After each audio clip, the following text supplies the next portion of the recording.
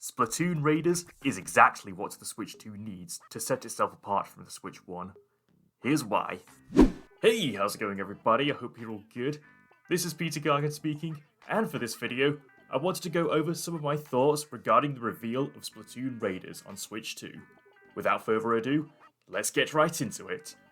For those of you who don't know, Splatoon Raiders will be the first spin-off of the Splatoon series, and it tells the story of your player character, known as the Mechanic, who, alongside the members of Deep Cut from Splatoon 3, end up stranded on the never-before-seen Spiralite Islands after being taken in by a cyclone.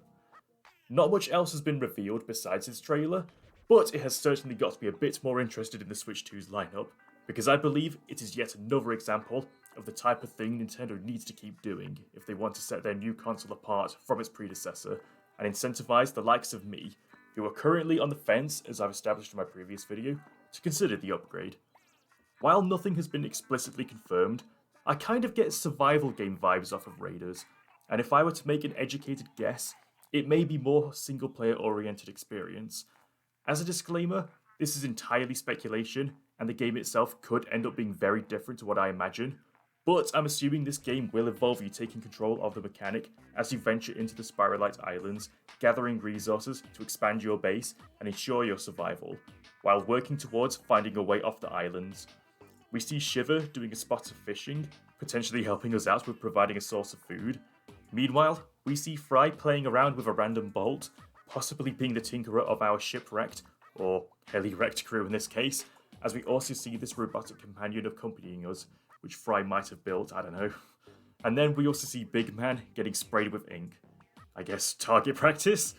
Again, these are all educated guesses on my part, but the possibilities have certainly stirred up intrigue, and this is exactly what I was hoping to see from Nintendo's franchises going forward, especially in Splatoon's case.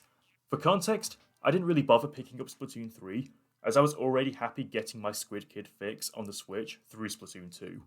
And while I'm sure 3 is great and refined any potential shortcomings that the first two games in the series had based on what I've heard, I guess I always felt like I was the type of series that didn't really need more than one game per console. With that being said, there was a 5-year gap in between 2 and 3, and with 3 coming out in 2022, which is supposedly still another 2 years away before Splatoon 4 comes along, it certainly needs more time so that those who did get Splatoon 3 can get at least 5 years value out of it. Considering the numbered entry's main appeal, gameplay-wise, revolves around the online multiplayer, why not have something quirky and different come to Switch 2? Not to mention, Splatoon has become such a breakout success for Nintendo since its 2015 Wii U debut, that it doesn't really make sense to not have something to celebrate its 10th anniversary. While a release date hasn't been explicitly confirmed, I think it's safe to say that it'll come sooner rather than later, as Nintendo would be silly not to capitalize on Splatoon's popularity early on in the Switch 2's lifespan. We did get Splatoon 2 rather early on for the original Switch after all. As a side note, does anyone else think it's mind-blowing how quickly Splatoon has established itself as one of Nintendo's mainstays? Don't get me wrong, it fully deserves all of the success it has gotten, as they are incredibly fun games. But when you factor in how it was a new IP, introduced on a system that wasn't doing so hot sales-wise, you would think it would have all the odds stacked against it. But in under a decade, and with only 3 games released since, it quickly overtook the Metroid series' total sales, and that's been a beloved franchise since the 80s, with its high points being regarded as some of the best of what Nintendo has to offer. Based on a quick search, it could very well be on its way to surpass Kirby's total sales in the next couple of years. With all of that laid out, it makes perfect sense that Splatoon warrants having a spin-off, after everything the main series has achieved for Nintendo.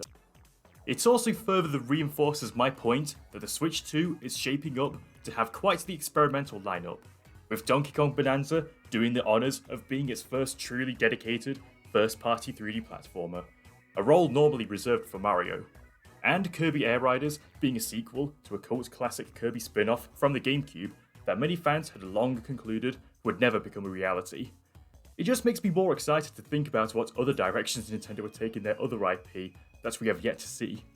A Legend of Zelda game with interplanetary travel, a Pikmin tactical RPG, a soft reboot of Xenoblade that is completely unrelated to any of the Klaus Saga games from before. Okay, maybe that last idea is probably the only realistic one, but you get the idea. Overall, I'm really looking forward to to seeing more of what Splatoon Raiders brings to the table, and it has made me all the more tempted to pick up a Switch 2. Let me know in the comments what you think about the reveal, and what you would like to see in the game. Don't forget to subscribe to my channel, and keep an eye out for more discussions on the world of Nintendo or other things gaming. Thank you so much for watching, and until next time, see you later.